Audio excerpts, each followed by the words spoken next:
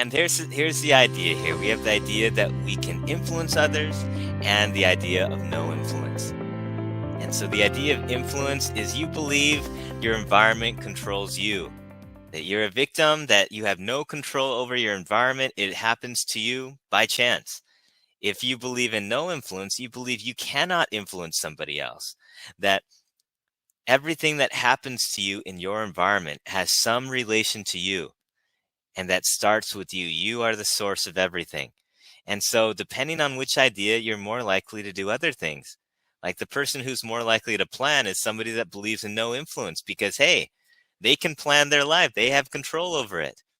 The one that believes in influence, they don't like to plan because something can happen out of luck and chance. And planning is a waste of time because nothing ever goes according to plan. The no influence is more likely to be accountable. The influence is more likely to blame others. And hey, if you believe in influence, that is logical because you don't control anything. So you can blame other people. And the list goes on. Now, I'm not going to tell you which one is absolutely right, but if you were to pick somebody to be an employee for you, if you're to make a company out of employees, would you make people your employees from the no influence side, or would you pick employees that believe in influence? That simplifies the issue, right? Ideas that reduce risk, that increase performance and success, they are more likely to be accurate. And so let's go along with this idea of no influence. Let's look at attempts to influence and control other people. And the best one I got is prohibition. So prohibition, the government says on a mass scale, let's try to control the people. We don't like people drinking alcohol. It's bad for them. So no one can drink alcohol anymore. This is the homicide rate. Now, can you guess where prohibition started? Right there. Now, guess where it ended? Right about there. And it's just not with homicides now. If you go into the government statistics, they keep all the records. They lost millions of dollars on taxes. They spent more money on law enforcement. And you might think, well, yeah, you have to spend money on law enforcement because this will teach people that it's wrong. People will stop doing it after they know they're being punished and warned about it. But no, prison rates went up.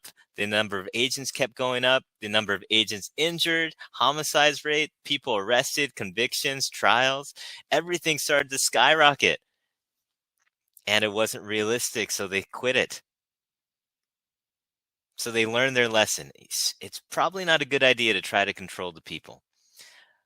But then we have piracy come up with this new day and age.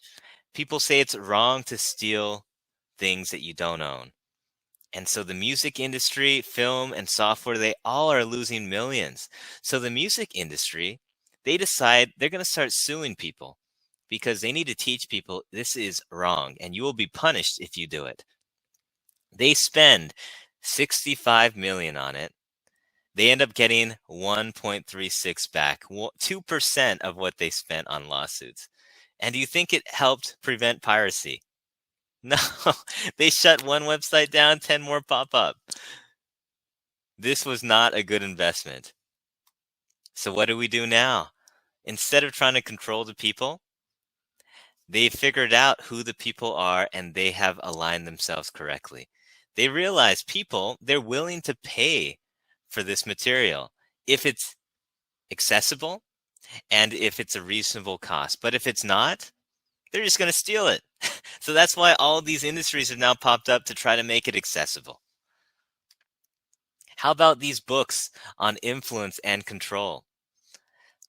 You know, they have all these books of how to be a leader, how to do good, how to create great people. But if you really read all these, they talk a lot, but then at the very end, somewhere in it, they actually tell you the secret. First who, then what? Get the right people. Annually eliminate the bottom 10%. That's how you make a leader. You just take off the 10% every year until you're left with only the leaders. I watched the John Maxwell conference. 3 hours he talked about leadership. And at the very end, after, how to train and develop leaders, he says, the key to developing leaders is in recruitment. 80% of success in equipping people to be successful is in who you bring in. All these people, after all their trainings and how to develop into a leader, they're telling you what? Is it possible to create a leader? To train somebody to be a leader? No. If you want a leader, you go find a leader. That's the training program. And I think for our peach tree example, somebody had the right idea. If you want that the peach seedling to be an apple tree, you have to graft it.